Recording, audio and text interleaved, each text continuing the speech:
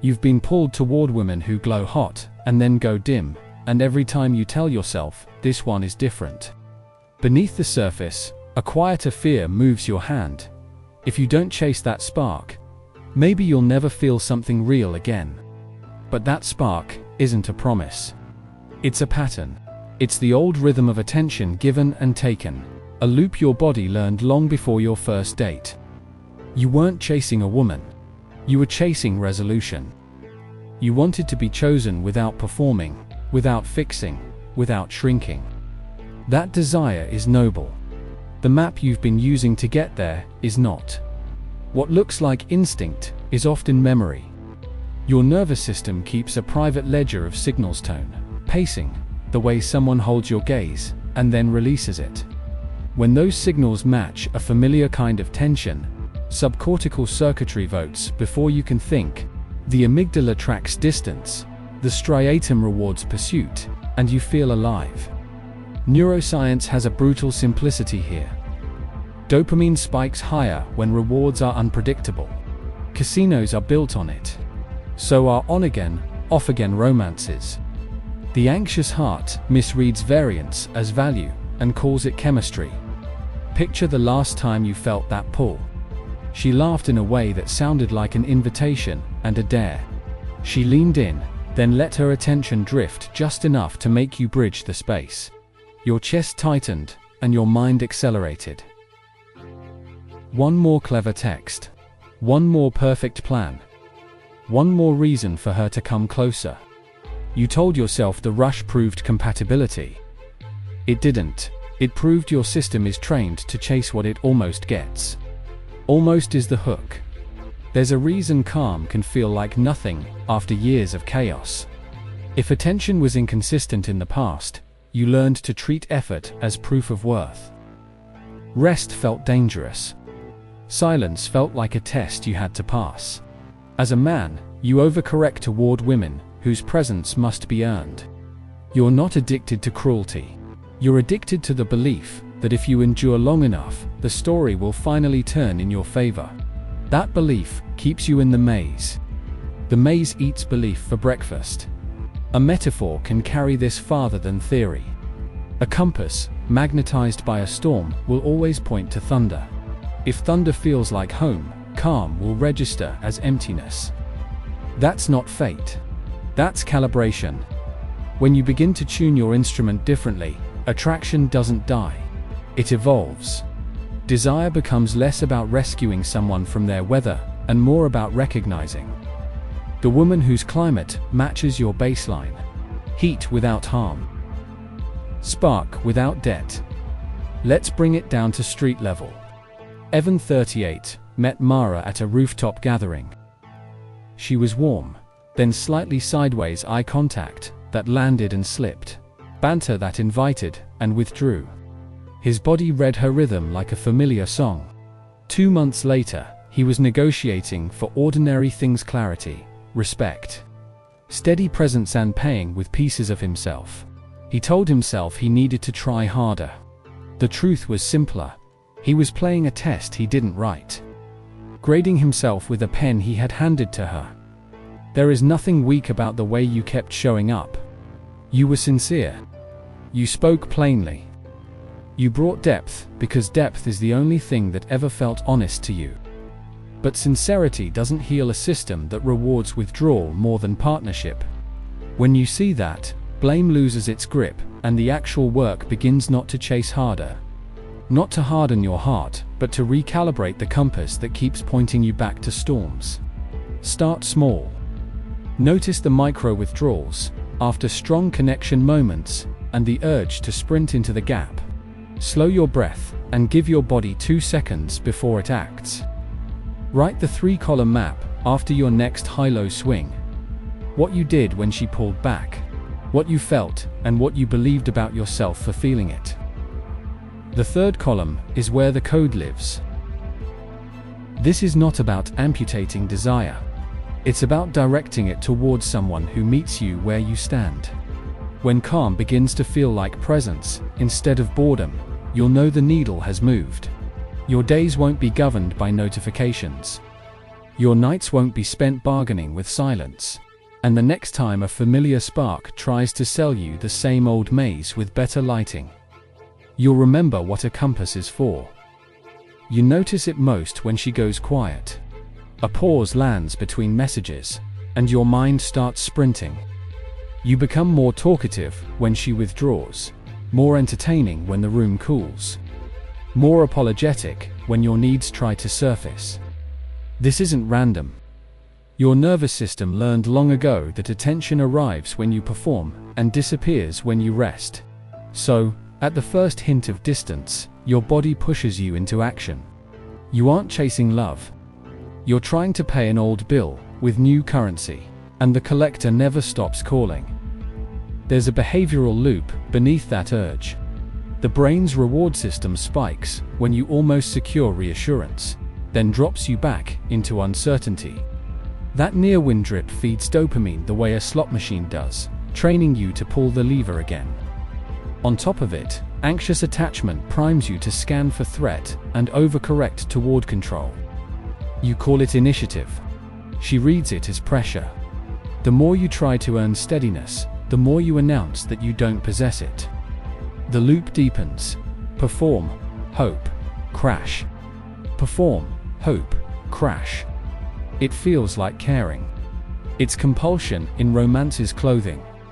Look at how this writes your choices. Without meaning to, you seek out women who assign tests instead of making invitations. You pursue examiners and then resent the exam.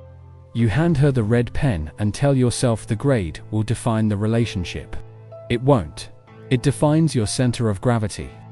When you need her approval to calm your nervous system, your life becomes a project she is grading in real-time schedule, training, focus, sleep. You call it effort. She sees a man who has outsourced his baseline to her mood. The result is predictable. Attraction to volatility. Impatience with consistency. Confusion that what dazzles you on Friday disappears by Monday. This pattern didn't begin on a date. It began the day praise arrived for exceptional performance, while ordinary presence went unnoticed. The boy who learned to be seen only when he sparkled becomes the man who believes calm is boring and loud equals important. That shadow follows you into adult bonds. You're drawn to women who carry the traits you exiled in yourself. Rebellion, ruthless boundaries, so that you can borrow them by proximity. Add the rescue fantasy, and you're no longer courting a person. You're negotiating with a story about being the exception. You want to be the first man who finally calmed her storm. That's not intimacy. That's pride, disguised as devotion. There is a cleaner path, and it starts with speed. Slow down the reflex to close the gap. When the pause arrives, let it be a pause.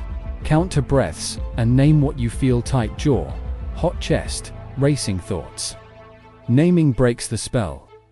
Then practice a different form of leadership. One clear ask, one honest boundary, one unforced no.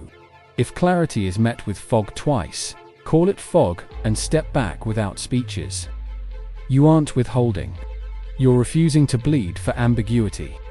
Real strength is quiet and chosen.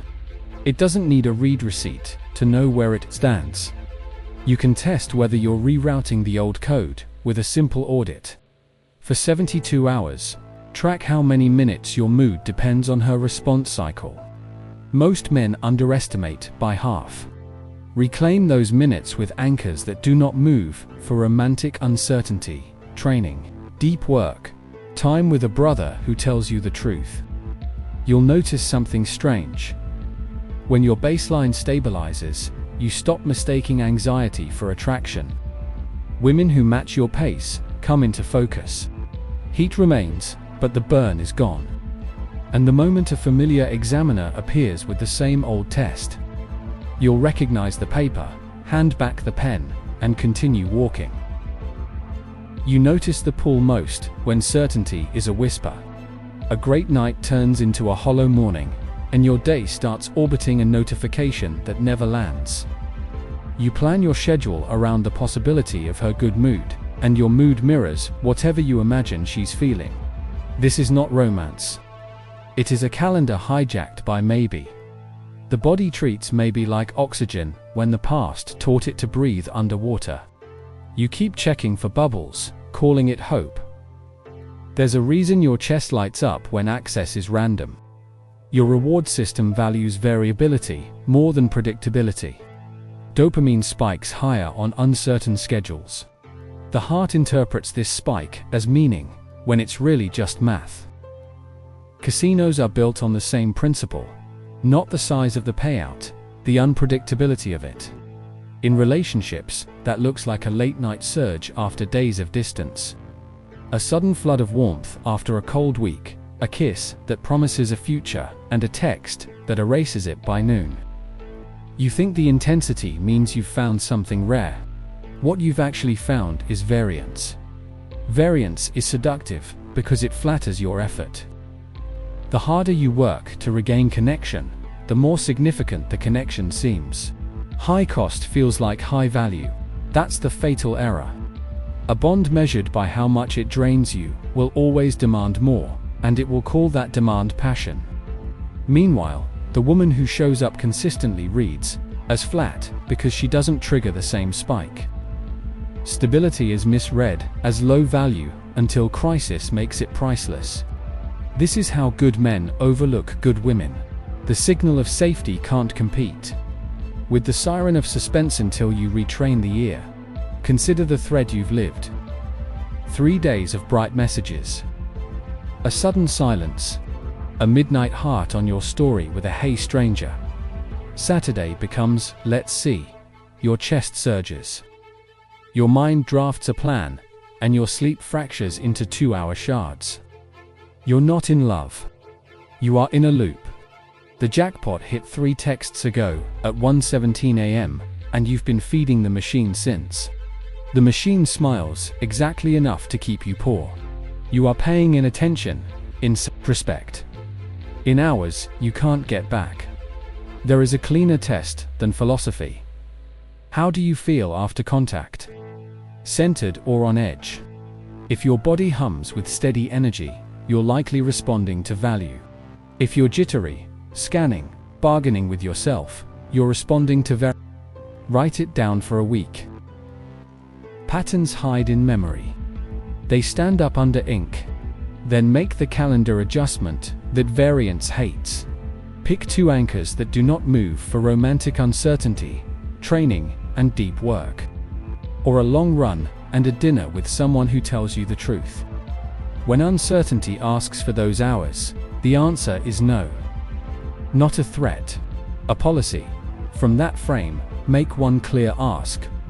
When the connection is good, I enjoy this. I want to plan without guessing. Are you available Saturday at 7? If clarity gets fog twice, call it fog. You don't need a speech. You don't need a lesson. You need to stop financing a slot machine with your attention. The right woman isn't allergic to plans. She respects the spine that sets them. She won't punish you for being direct. She'll match it. Here is the most counterintuitive shift. Excitement without anxiety is not boring. It's sustainable. When you stop spending all your voltage on uncertainty, heat can live inside clarity. Laughter lands deeper. Touch stops feeling like a negotiation. The silence between messages stops sounding like a test. You still feel the spark, but it has a place to burn that doesn't set your life on fire. And the next time a familiar maybe tries to pull you back to the tables, you won't need to flip a coin to know the odds. There's a different kind of high you've chased, and it doesn't come from uncertainty alone. It comes from chaos you think you can calm.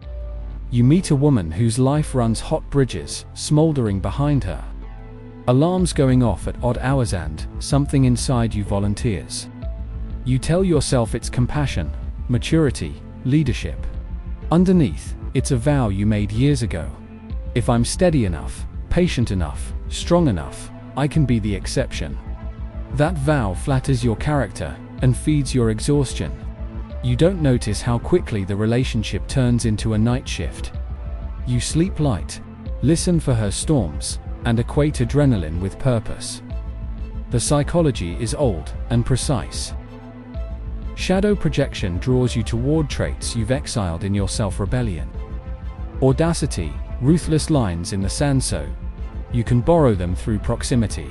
When she erupts at a waiter or cuts off a friend without blinking, part of you recoils, and part of you envies her unapologetic edge. The rescue fantasy fuses to that envy. You script yourself as the man who finally brings her peace. Pride calls it love. Neuroscience adds another layer. Heightened arousal states pair strong emotional memory with the person present. So the very crises that drain you also deepen your bond. It feels like intimacy. It's imprinting under sirens. Watch how identity replaces connection. You become the paramedic arriving fast, apologizing for damage you didn't cause. Cleaning the aftermath, promising yourself that next week she'll see how safe you are and reciprocate. But when your worth depends on being the exception, you've already left your value. You are equipment now. Equipment is replaceable. She doesn't need a partner. She needs air. When you agree to be oxygen, you erase your edges and reward the fire for burning. Marcus lived this in public. At 2 a.m. outside a restaurant, he stood between her and the night manager, voice low, hands open. She had thrown a drink when the kitchen closed early. He offered his card, apologized twice, and offered to clean. On the ride home she cried, then curled against him and said he was the only man who understood her. He felt chosen, heroic, essential. Weeks later, the pattern repeated, with a different face and a higher bill. The truth landed sickeningly slow. He wasn't in love with her as a person. He was addicted to a role that kept him necessary. If you see yourself here, the first move isn't judgment. It's honesty about the payoff. The role gives you meaning, control, a moral high ground. It spares you from facing your own exiled edges. The no you don't say, the distance you don't hold, the rebellion you don't permit yourself. Name the role out loud. I've been the paramedic. Name the payoff. I feel special when I'm needed. Then replace the payoff with a standard. I am a partner, not emergency equipment. Standards sound simple. They cut deep because they force you to stop earning love with bandages. This is where boundaries stop being slogans and start being definitions. A boundary is not a wall you throw up in anger. It's a line you draw in daylight that protects both people from your worst patterns. You might say, I'm here for hard days, not repeated chaos. If the same fire keeps starting, we need more than apologies, we need distance or professional help. If she punishes clarity, that's data. If she respects it, that's data too. Either way, you refuse to convert your life into a field hospital. You'll be tempted to prove your resolve by managing outcomes text timing. Rescue rehearsals, a dozen contingency plans. Resist that seduction. Leadership here is subtraction. Fewer interventions, more truth, clean exits when respect becomes negotiable. When you stop needing the medal of exception, you stop auditioning for fires. What fills the space isn't boredom. It's clean power, the kind that doesn't require sirens to feel alivened. That power will shape how you handle pursuit, control, and the urge to steer what was never yours to steer. After years of rescuing and repairing, there's a quieter compulsion that still looks like leadership. Trying to steer outcomes until they obey your plan. You tweak your texts, pace your replies, rehearse the perfect timing, and for an hour, you feel invincible. Then her response arrives late, or flat, and the power evaporates. That drop exposes the truth you've avoided naming, when your sense of control is outsourced to her reactions. You don't have control, you have suspense dressed as strategy. The fist is clenched, the jaw is tight, and you call it strength. But a clenched fist can't receive. Control feels intoxicating because it mimics certainty. Micromanaging the interaction lowers anxiety briefly, the way organizing a desk calms a chaotic mind. In the brain, This is prediction error at work. You create a script. Reality violates it, and the gap spikes arousal. So you write a tighter script. The cycle repeats. Plan, deviate, tighten. Plan, deviate, tighten. She doesn't feel led. She feels handled. You don't feel grounded. You feel necessary. Attraction suffocates under the weight of your choreography. Because desire requires oxygen space for two wills to meet, not one will to supervise. Notice how this steals your week. You postpone training to stay available. You leave work half finished because a quick call might secure Saturday. You tell yourself this is decisive action.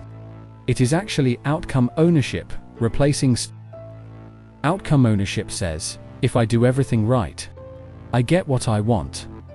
Self-ownership says, I do what is right, and I accept what that reveals. The first makes you an actor whose value depends on applause. The second makes you a man whose value is already settled. There is nothing wrong with initiative. There is something destructive about initiative that hides panic. The shift begins with frame, not tactics. Plan your week before romance has a vote. 2 anchors that do not move: training and deep work. Or family dinner and a non-negotiable bedtime. Put them in ink.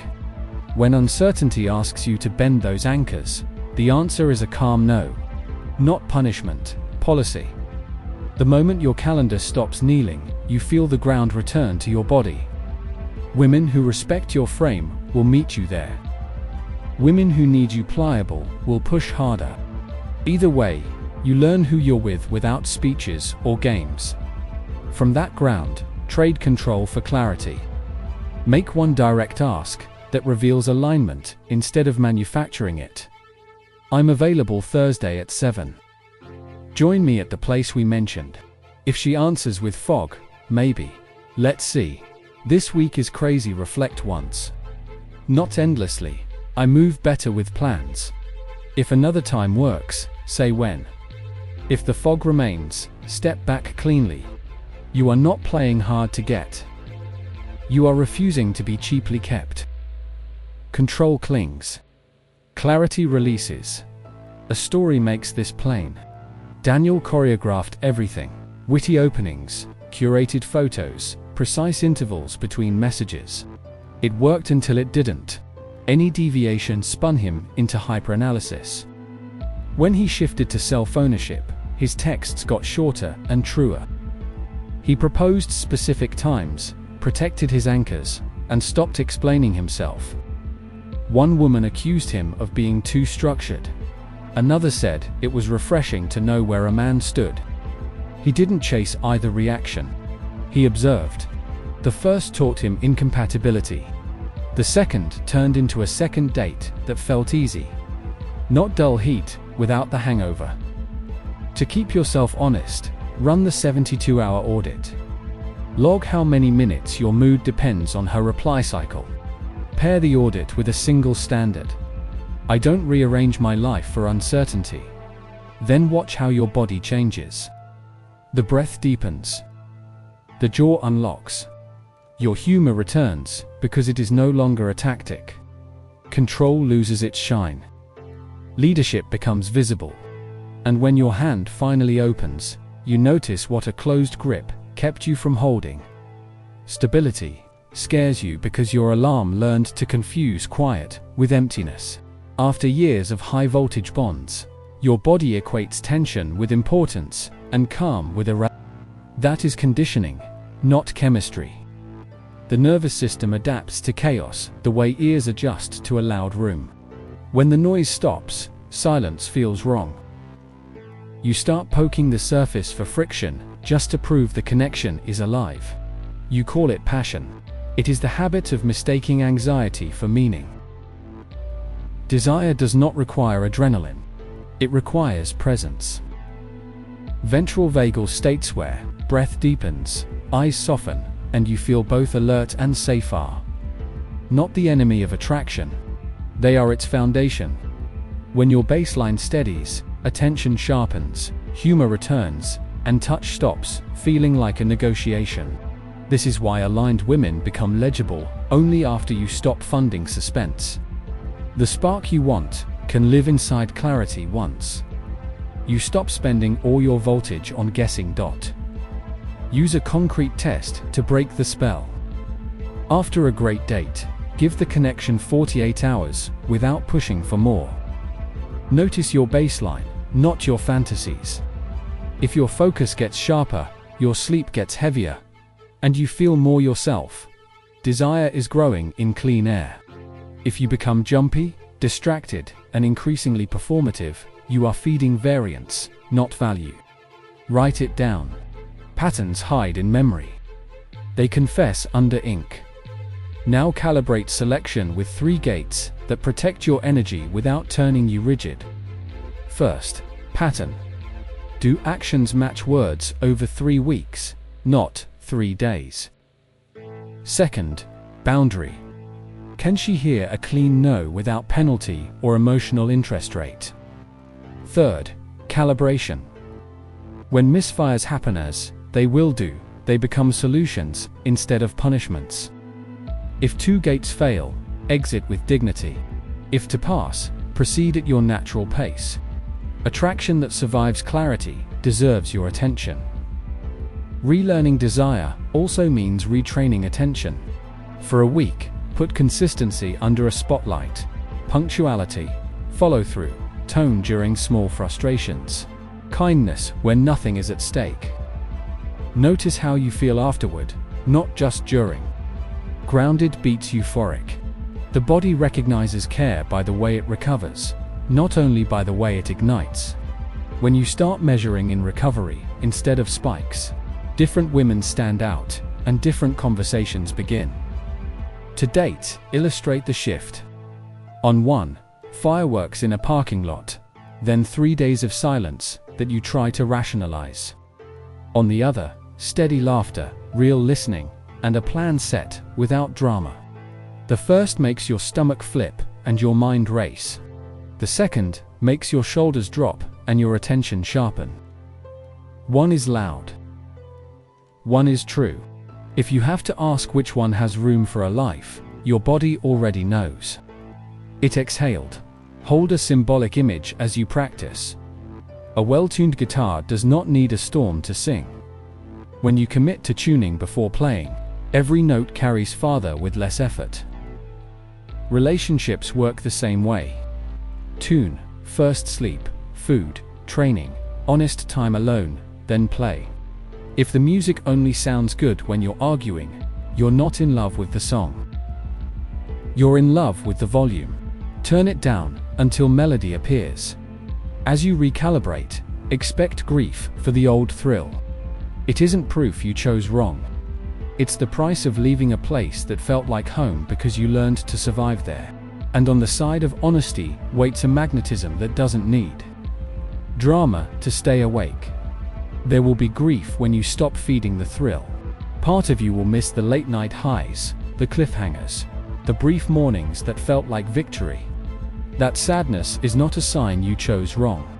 It is evidence you are closing an old contract.